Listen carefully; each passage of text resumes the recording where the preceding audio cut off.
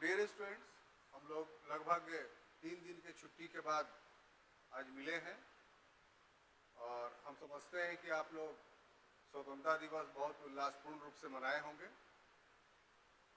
तो अब उसके बाद जो बचा हुआ छोटा सा टॉपिक्स है, थोड़ा सा है, तो देखते हैं कि आज के क्लास में वो पूरा होता है कि नहीं। तो शुरुआत करते हैं आज के क्लास में। जब भारत छोड़ो आंदोलन शुरू हुआ था और क्विट इंडिया मूवमेंट की सारी घटनाओं को हम लोगों ने देखा था पिछले क्लास में, तो अभी भारत छोड़ो आंदोलन चल ही रहा है। इसी के बीच एक और राजनीतिक घटना घटती है और वो घटना है वेवेल योजना और शिमला समझौता। ये 1944 की घटना है। इस समय सेकंड वर्ल्ड वॉर भी चल रहा है और साथ ही साथ जो भारत छोड़ो आंदोलन था वो भी, उस आंदोलन में भी गति पकड़ी हुई थी। और इसी बीच में ब्रिटिश गवर्नमेंट के द्वारा एक नया प्रोपोजल भारत के लाया जाता है जो पहले प्रोपोजल से भी अच्छा था।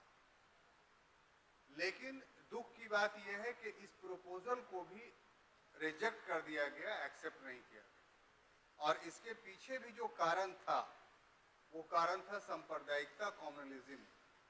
क्योंकि स्वतंत्रता के मिलने से ठीक पहले की जो घटनाएं हैं उसमें सांप्रदायिकता अपने पूरे शबाब पर था और उस वजह से बहुत सारी योजनाएं सफल नहीं हो पाई। उन्हीं में से एक योजना वेवेल योजना भी है। तो शुरू करते हैं हम लोग। तो जहां तक वेवेल योजना का प्रश्न है, तो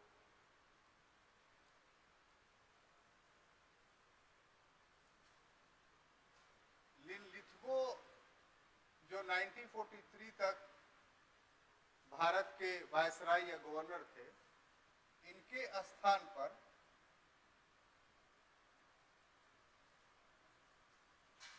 एक दूसरे व्यक्ति जिनका नाम विस्काउंट वेवेल था,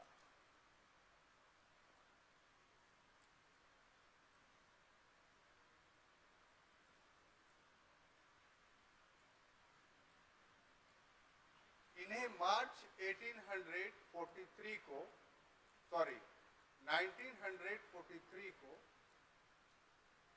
भारत का वायसराय या गवर्नर जनरल बनाया गया।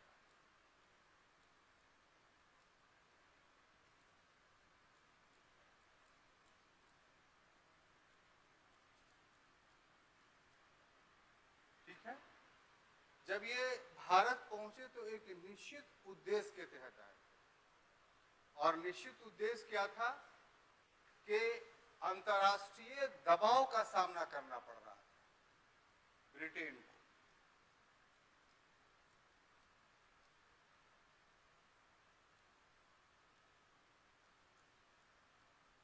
इसके साथ ही साथ राष्ट्रीय आंदोलन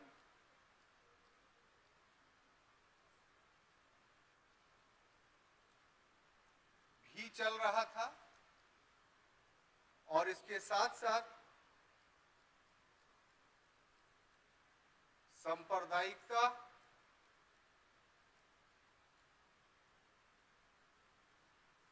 भी बढ़ी हुई थी।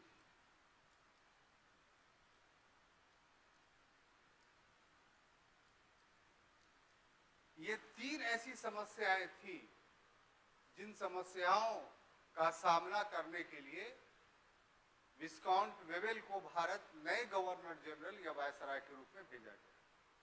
तो हम पहले तीनों को समझते हैं कि क्या मामला है। जहां तक अंतर्राष्ट्रीय दबाव का प्रश्न है, तो दो देश ऐसे थे, एक संयुक्त राज्य अमेरिका और दूसरा चीन। चीन में उस समय, जिस समय की बात हम लोग कर रहे हैं, चियांग काई शेक इस समय वहां के शासक थे और रूजवेल्ट अमेरिकी राष्ट्रपति थे। उस समय की जो वैश्विक स्थिति थी वो 42 से ही बिगड़नी शुरू हो गई और बिगड़ने का अर्थ ये था कि जो मित्र राष्ट्र थे उसकी स्थिति काफी दयनीय हो गई थी। इसीलिए अमेरिका को सेकेंड वर्ल्ड वॉर में 1942 में शामिल होना पड़ा। जब पर्ल हार्बर पर जापान ने उसके एक बहुत बड़ा सैनिक अड्डा था संयुक्त राज्य अमेरिका का, उस पर जब आक्रमण होता है तो अमेरिका को भी द्वितीय विश्व युद्ध में शामिल होना पड़ता है। ऐसे में युद्ध बहुत विस्तार पा रहा था।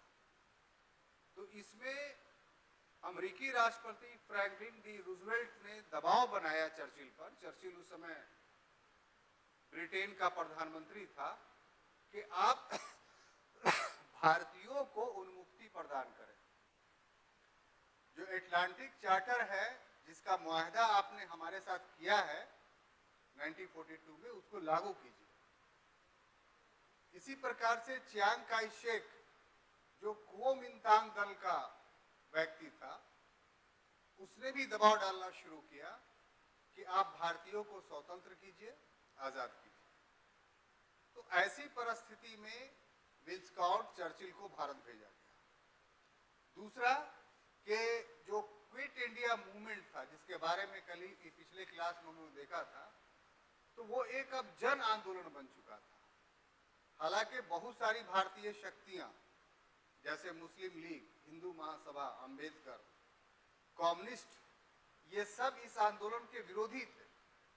वो लोग साथ नहीं दे रहे थे, लेकिन इसके बावजूद भी इन सबों के कार्यकर्ता क्विट इंडिया मूवमेंट में शामिल थे। नेतृत्व साथ दे या न दे, लेकिन आम जनता जो थी भारत छोड़ो आंदोलन में साथ दे रही थी। तो इस तरीके से ये एक जन आंदोलन बन चुका था। और गांधी को इतना विश्वास था, इसीलिए उन्होंने कह दिया कि ये हमारे जीवन का अंतिम आंदोलन है, इसके बाद हम कोई आंदोलन नहीं करेंगे। तो ये निराशा भरी बात नहीं थी, बल्कि उनका यकीन था, विश्वास था ये कि अब इस आंदोलन के बाद भारत में अंग्रेज टिक नहीं पाएंगे, और वही हुआ भी। तो इस प्रकार से राष्ट्रीय आंदोलन का भी प्रभाव विस्काउंट वेवल पर था। सबसे बड़ी बात यह थी कि सांप्रदायिकता बहुत बढ़ी हुई। 1940 में लाहौर अधिवेशन में मोहम्मद अली जिन्ना ने जो प्रस्ताव पाकिस्तान का पास किया था, तो उसको सुलझाने के लिए बहुत सारे प्रयास होते रहे, लेकिन ये सारे प्रयास विफल हो गए। इसी में से एक प्रयास आपको CR फॉर्मूला है, जो इसके बाद पढ़ाएंगे, तो उसमें स्पष्ट रूप से पाकिस्तान की मांग को मान लिया गया, लेकिन इसके बावजूद भी वो फॉर्मूला लागू नहीं हुआ। हालांकि उसी फॉर्मूले के तहत फिर बाद में देश का विभाजन होता है। तो यहाँ पर मोहम्मद अली जिन्ना का जो हठधर्मिता था, यानी अड़ंगा की नीति थी, वो स्वतंत्रता आंदोलन में बहुत बड़ी बात है। और ब्रिटिशर्स भी ये समझ चुके थे कि अब स्पष्ट रूप से जो है वो भारत में दो पक्ष हो गया है, और हमें उन दोनों पक्षों को ध्यान में रख करके कोई योजना जो है वो लानी होगी। लेकिन साथ ही साथ भारतीयों का समर्थन भी प्राप्त करने का विचार था। तो इन तीनों समस्याओं से प्रभावित होकर करके मार्च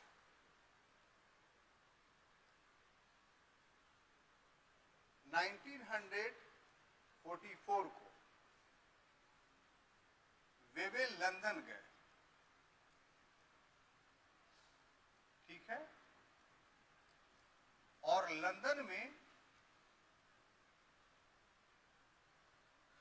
चर्चिल सहित, चर्चिल वहां का प्रधानमंत्री थे,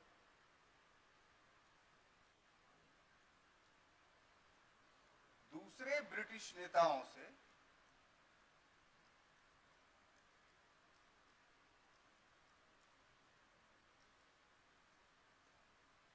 डिस्कस किया, विचार किया,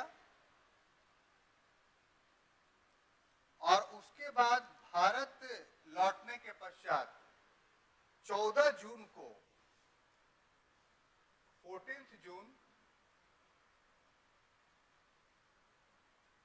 1944,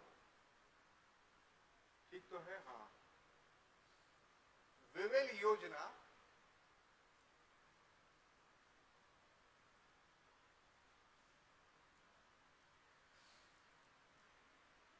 प्रस्तुत किया, और इस जो प्रोविजंस था वो क्या क्या था वो देखिए। पहला प्रोविजन ये था कि गवर्नर जनरल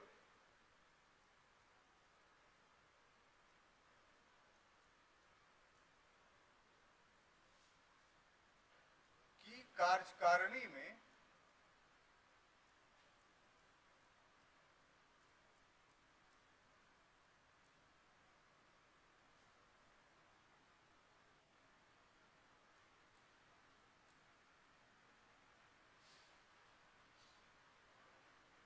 मुख्य सेनापति यानी कमांडर इन चीफ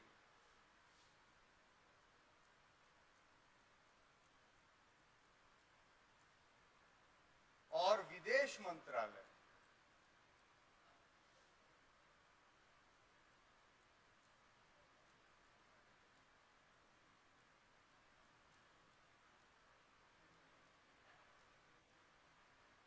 को छोड़कर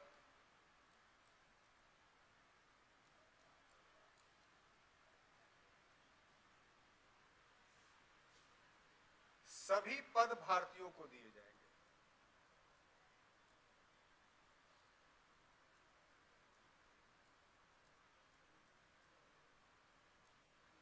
ठीक है, एक तो ये हुआ। और दूसरा जो प्रोविजन था कि जो गवर्नर जनरल होगा वो अनावश्यक निषेधाधिकार यानी वीटो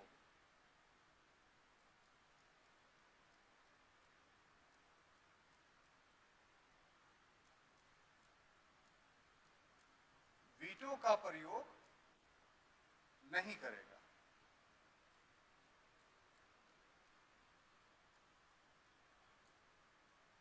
ठीक है। और तीसरा प्रोविजन था कि कार्यकारिणी में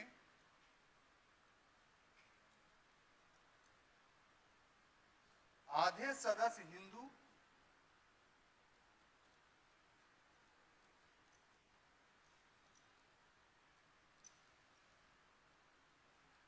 एवं आधे मुसलमान होंगे।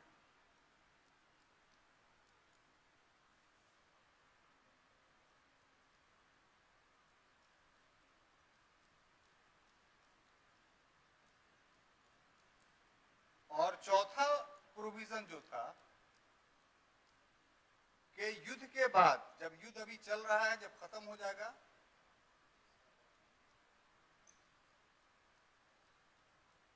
युद्ध के बाद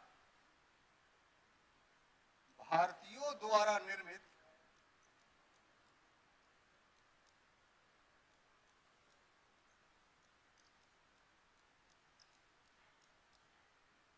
संविधान सभा का निर्माण किया जाएगा। संविधान सभा का निर्माण किया जाएगा।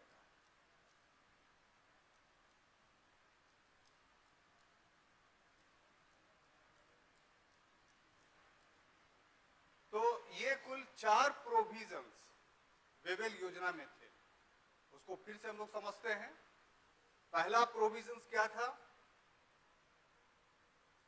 तो अभी तक गवर्नर जनरल की जो कार्यकारिणी थी उसमें भारतीयों की संख्या बहुत नहीं थी। कुछ ही पद दिए गए थे, मंत्रालय दिए गए थे, वो भी बहुत महत्वपूर्ण मंत्रालय नहीं हुआ करते थे। इस वेवेल योजना में एक प्रपोजल दिया गया कि एक प्रकार से पूरा मिनिस्ट्री भारतीयों को दे दिया जाएगा, सिर्फ 2 छोड़ करके। एक कमांडर इन चीफ अंग्रेज होगा और दूसरा फॉरेन मिनिस्टर जो है वो ब्रिटिश होगा। तो कमांडर इन चीफ तो खैर अंग्रेज बनाया गया, लेकिन फॉरेन मिनिस्ट्री जनरली तौर पे, आमतौर पे गवर्नर जनरल खुद ही रखता था। तो इस तरीके से जो काउंसिल ऑफ मिनिस्टर्स आप मानिए, तो उसमें एक ही अंग्रेज को रखा गया वेवेल योजना के द्वारा, और बाकी जितने भी थे वे सब के सब इंडियंस कर दिए। और दूसरा प्रोविजन ये, अब इसका अर्थ क्या हुआ, ये पहले प्रोविजन के मुताबिक कि ये एक प्रकार का इंटरिम गवर्नमेंट हो गया, अंतरिम सरकार हो गई। अंतरिम सरकार का अर्थ आपको पहले भी समझा चुके हैं कि इंटरिम सरकार ट्रांसफर ऑफ पावर के समय में बनाया जाता है कि एक व्यक्ति से, ये एक सत्ता से पावर को या सोवरेनिटी को दूसरे सत्ता में जब ट्रांसफर किया जाता है तो बीच वाली जो सरकार होती है वो इंटरिम गवर्नमेंट कहलाती है। तो यहां पर स्पष्ट वर्णन तो नहीं, एक्सप्लेन नहीं किया हुआ है, लेकिन जिस प्रकार से मिनिस्ट्री में प्रोविजंस किया गया उससे ये साफ हो गया कि ये एक प्रकार का इंटरिम गवर्नमेंट का प्रोविजंस है जो गांधी जी ने 1940 में ही डिमांड किया था कि आप अंतरिम सरकार का गठन कर दीजिए, हम जो है वो द्वितीय विश्व युद्ध में आपका साथ देंगे, मित्र राष्ट्रों का साथ देंगे। तो अंग्रेजों ने उस समय नहीं मानी बात और उसके लिए गांधी जी को वेट करके 42 में क्या करना पड़ा, तो भारत छोड़ो आंदोलन शुरू करना पड़ा। तो आप कह सकते हैं कि उसी आंदोलन का प्रभाव था कि एक प्रकार से इंटरिम गवर्नमेंट का प्रोविजंस कर दिया गया। अब एक बहुत बड़ी शक्ति जो थी गवर्नर जनरल या वायसराय के पास, वो ये थी जो शुरू से चला रहा था, और इसका प्रोविजन, वीटो का प्रोविजंस जो था वो 1961 के एक्ट से ही था, जिस एक्ट के द्वारा पहली बार भारतीयों को ब्रिटिश सत्ता में भागीदारी देनी शुरू हुई थी। उसी समय से गवर्नर जनरल को वीटो पावर यानी निषेधाधिकार का अधिकार जो है वो दे दिया गया था कि काउंसिल जो भी पास करे, कानून जो भी बने, गवर्नर जनरल उस पर रोक लगा करके अपनी बात लागू कर सकता है। तो उसके बाद जितनी सुविधाएं मिली, चाहे 1990 में मिली या 1935 में मिली, सभी सुविधाएं इस प्रोविजंस के सामने यानी वीटो पावर के सामने समाप्त हो जाता था, उसका कोई वजूद या अधिकार नहीं रहता था। तो इसको वेवेल योजना में ये कहा गया कि इसका इस्तेमाल अनावश्यक नहीं किया जाएगा, यानी जहां पर बहुत जरूरी महसूस होगा वहीं पर गवर्नर जनरल या वायसराय वीटो पावर का इस्तेमाल करेंगे। बात समझ में आई? अब देखिए साहब, अगला जो प्रोविजन था वो ये जो आगे जो पढ़ेंगे शिमला समझौता, उसमें यही प्रोविजन विवाद का कारण बना। और वो क्या था कि जो एग्जीक्यूटिव बनेगा, मान लिया जाए कि 10 लोग एग्जीक्यूटिव में होंगे, 10 मिनिस्टर्स भारत के होंगे, ठीक है, तो 10 में 5 हिंदू होंगे और 5 मुसलमान होंगे। अब ये जो वेवेल का फेंका हुआ एक टुकड़ा था, ये दोनों पक्षों के लिए कांग्रेस के अंदर भी विवाद का कारण बना और कांग्रेस और मुस्लिम लीग के बीच भी विवाद का कारण बना। और ये ऐसा विवाद हुआ कि जो सांप्रदायिकता 40 से चली आ रही थी वो इस समय इस प्रोविजंस के कारण और ज्यादा विकराल हो। तो आप कह सकते हैं कि भारत में कम्युनिज्म सिर्फ मुस्लिम लीग या अन्य संगठनों के प्रयासों का ही प्रतिफल नहीं था, बल्कि ब्रिटिश नीतियां जो थी वो भी इसके लिए जिम्मेदार थी। अगर ब्रिटेन चाहता तो भारत में इस प्रकार से सांप्रदायिकता के उफान को अपने नीतियों के द्वारा दबा सकता था, लेकिन वेवेल योजना में आप देख रहे हैं तो दबाएगा क्या, और जो है उभार हो गया। कैसे उभार हो गया वो आगे चल करके इस पर हम लोग बात करेंगे। चौथा प्रोविजन था कि इसमें संविधान सभा के बारे में पहली बार स्पष्ट रूप से ये कह दिया गया कि जैसे ही युद्ध खत्म होगा वैसे ही जो संविधान सभा बनेगा वो संविधान सभा में अंग्रेजों का कोई योगदान नहीं होगा, उसके सारे मेंबर भारतीयों द्वारा चुने जाएंगे और वो पूर्ण रूप से एक संप्रभु कॉन्स्टिट्यूएंट असेंबली होगा, एक सोवरेन संविधान सभा होगा। तो आप कह सकते हैं कि पहले के जो क्रिप्स प्रस्ताव थे या अगस्त प्रस्ताव थे उससे संविधान सभा के कॉन्टेक्स्ट में प्रोविजंस ज्यादा क्लियरिटी के साथ था, ज्यादा स्पष्ट। तो ये तो हुआ वेवेल योजना। इसमें हमने दूसरी बात जोड़ दी है शिमला समझौता, और इससे जुड़ी हुई बात है, इसलिए दोनों साथ साथ पढ़े तो ज्यादा अच्छा है। लिख लिए, पढ़ाए आगे।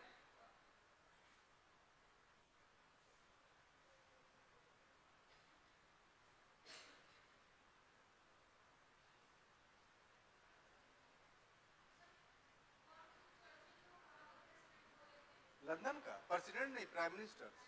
हाँ, चर्चिल जो है ब्रिटेन के प्राइम मिनिस्टर हैं, रूजवेल्ट अमेरिकी राष्ट्रपति, लिख लीजिए ये तीनों। चियांग काई शेक चीन का राष्ट्रपति है। तो इन तीनों का मूवमेंट जो है इस समय दिखाई पड़ रहा है।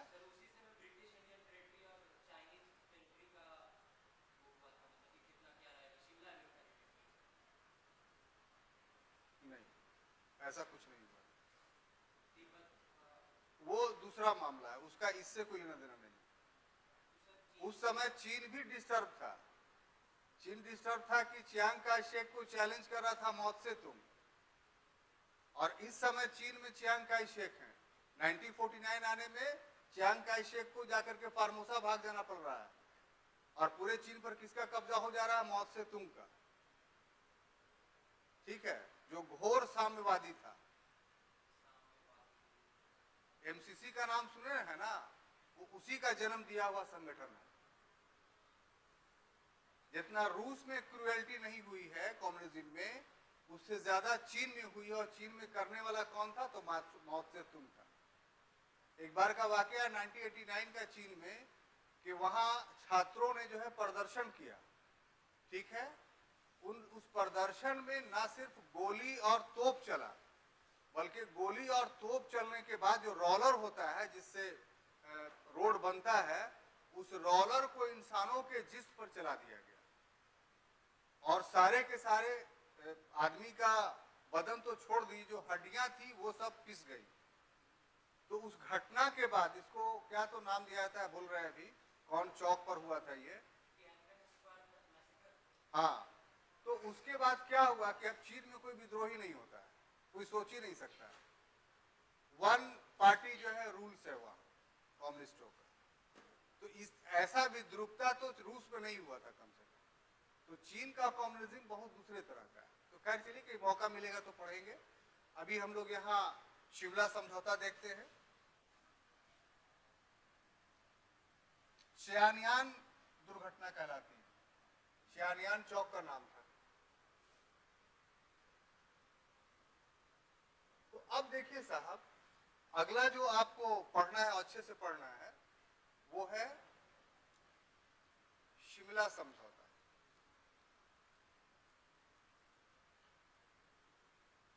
शिमला समझौता ये हुआ था आपको 14 जून से लेकर के 22 जून तक। अगर समय देखा जाए तो 14 जून 1944 से लेकर के 22 जून 1944 तक हुआ। अच्छा, आपके दिमाग में एक बात आती होगी कि ये सम्मेलन शिमला ही में क्यों हुआ? भाई, गवर्नर जनरल दिल्ली में रहते थे ना, वायसराय। जो अभी का आपका राष्ट्रपति भवन है, वही तो वायसराय हाउस था। तो सबसे अच्छा जगह तो वही था, वही करते। राजधानी दिल्ली थी। शिमला में यह सम्मेलन क्यों हुआ? और दूसरा सवाल यह है आपसे कि शिमला है कहां? कोई नहीं बोलेगा बीच में। शिमला कहां है? हाँ, किस राज्य में है?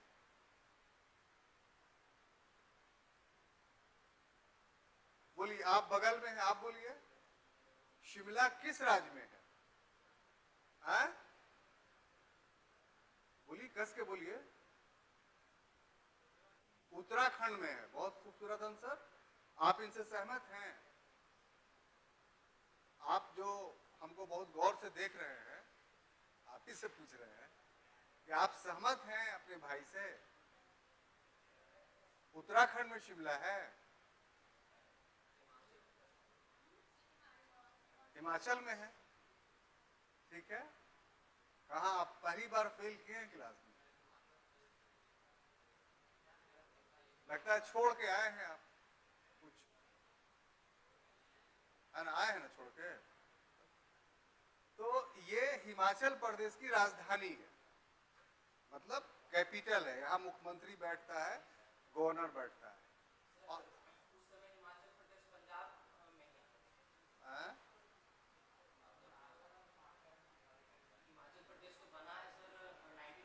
हाँ ठीक है, आपका कहना सही है, उस समय पंजाब में आता था, बिल्कुल करेक्ट है आप। तो अब वो टॉपिक पर आने दीजिए। तो अंग्रेजों ने जो राजधानी परिवर्तन किया 1912 में कलकत्ता से दिल्ली, तो ये पूर्ण राजधानी नहीं था, इसको लोग नहीं बताते।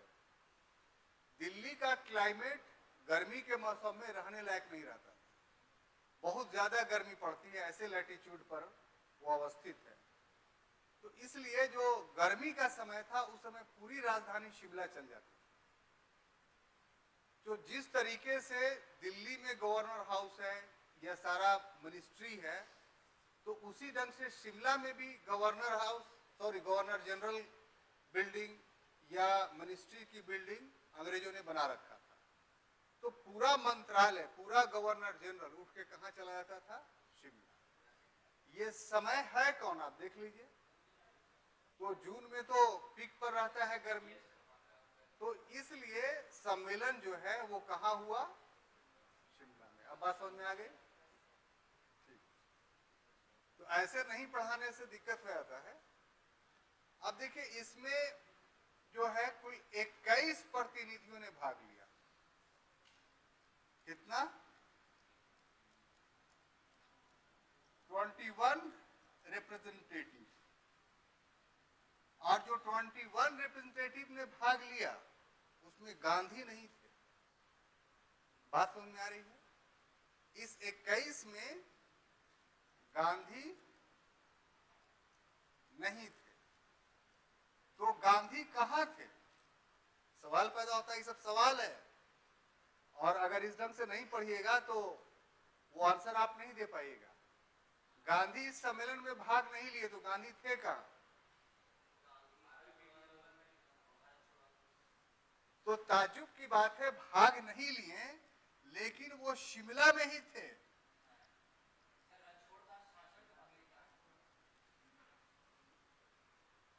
है ना यूनिक बात? शिमला गए लेकिन सम्मेलन में भाग नहीं लिए। और इस सम्मेलन में जो कांग्रेस की अध्यक्षता कर रहे थे वो कौन थे? तो मौलाना अबुल कलाम आजाद। मौलाना आजाद।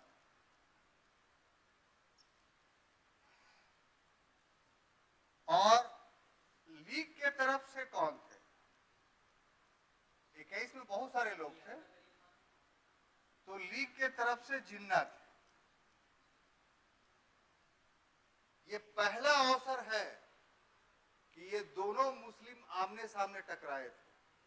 आज तक मौलाना आजाद बसते रहे थे, क्योंकि मौलाना आजाद का जो थ्योरी था, जो थॉट था, बिल्कुल अलग था। और यहीं पर दोनों के बीच जो गतिरोध उत्पन्न होता है, वो गतिरोध क्या था? जो अभी अभी ऊपर में मैंने आपको बताया।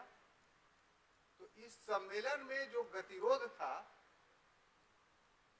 वो कार्यकारिणी के सदस्यों को लेकर था। जो एग्जीक्यूटिव गवर्नर जनरल की बॉडी थी,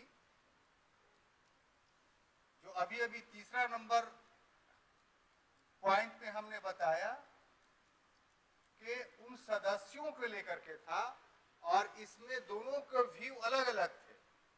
मुस्लिम लीग ये जो चाहता था, यानी जिन्ना का कहना ये था कि जो कार्यकारिणी में मुसलमान होंगे आधा, 10 में 5, वो सब के सब लीग द्वारा नियुक्त होंगे, लीग द्वारा मनोनीत होंगे। बात समझ में आ रही है?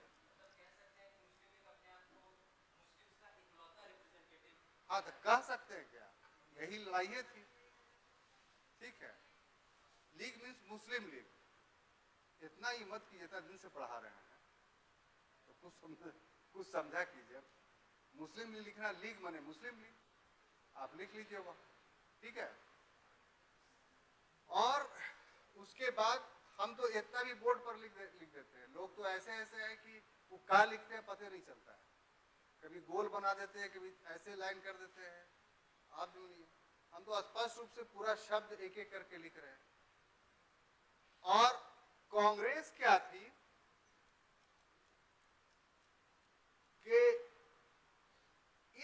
नीति की विरोधी थी। जो लीग की नीति थी उस नीति की क्या थी? विरोधी थी। क्यों विरोधी थी? इसलिए कि कांग्रेस शुरू से ही अपने आप को एक ऐसे दल के रूप में उभार करके सामने आई कि वो सिर्फ किसी एक धर्म के मानने वाले की पार्टी नहीं थी, एक वर्ग के मानने वाले की पार्टी नहीं रही है। अपने विपरीत विचारधाराओं वाले लोगों को भी उसने एक्सेप्ट किया। जब देश आजाद हो जाएगा तो आप देखिएगा श्यामा प्रसाद मुखर्जी जो जनसंघ के आदमी थे, उनको भी पंडित जवाहरलाल नेहरू ने अपने मंत्रालय में शामिल किया।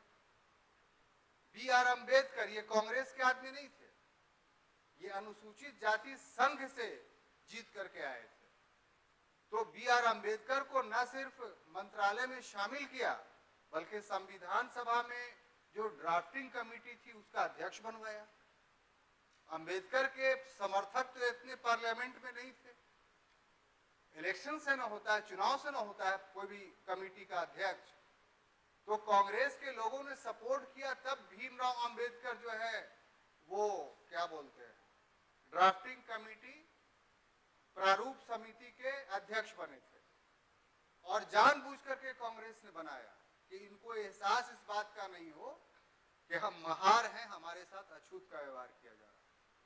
तो कांग्रेस ने अपने तरफ से ये सारी समस्याओं का निदान करने का प्रयास किया, लेकिन यहां पर वो इस चीज को एक्सेप्ट करने के लिए तैयार नहीं थी कि अकॉर्डिंग टू मुस्लिम लीग के मुस्लिम लीग पूरा का पूरा मुसलमानों की पार्टी है और कांग्रेस हिंदुओं की पार्टी है।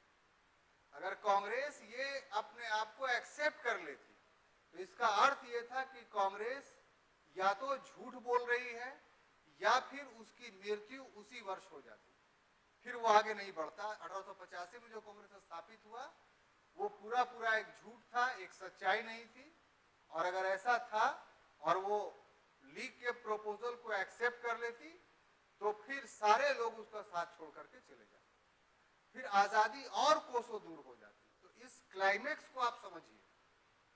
और इसके लिए कांग्रेस ने अध्यक्षता जो है आजाद को दी कि देखो मौलाना मेरे पास भी है और तुमसे ज्यादा राष्ट्रभक्त और देशभक्त है। और मौलाना आजाद ने जिन्ना की सबसे बड़ी बात थी, किसी की बात सुनता नहीं था। गांधी को बोले मिस्टर गांधी कम हियर।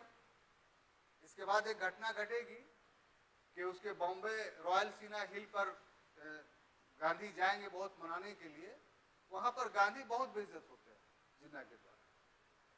तो यही वो ऐसा व्यक्तित्व था कांग्रेस के पास जो जिन्ना का मुकाबला कर सकता था। और आजाद ने कभी भी स्वीकार नहीं किया जिन्ना की बात को। अगर ये स्वीकार कर लेते तो ये खुद कार्यकारिणी के मेंबर नहीं बन पाते, क्योंकि ये कांग्रेस के थे। और इसी समय खींच करके जिन्ना ने आजाद के लिए जो शब्द प्रयोग किया वो हिंदुओं का स्पॉट बॉय। और इसी समय उसने जिन्ना ने जो है खान अब्दुल गफ्फार खान के लिए भी बुरे शब्दों का इस्तेमाल किया। तो इस तरीके से जो शिमला समझौता था वो क्या हुआ? हाँ, क्या बात बोल नन ये आपको पढ़ाया ना सविनय अवज्ञा आंदोलन। तो उत्तर पश्चिमी क्षेत्र में जो है बहुत बड़ा आंदोलन चलाया उन्होंने, तब फिर इसीलिए उनको सीमांत गांधी कहा जाता है। ये सारी 1930 में पश्तून थे। तो ये और वो समस्या आज भी कायम है।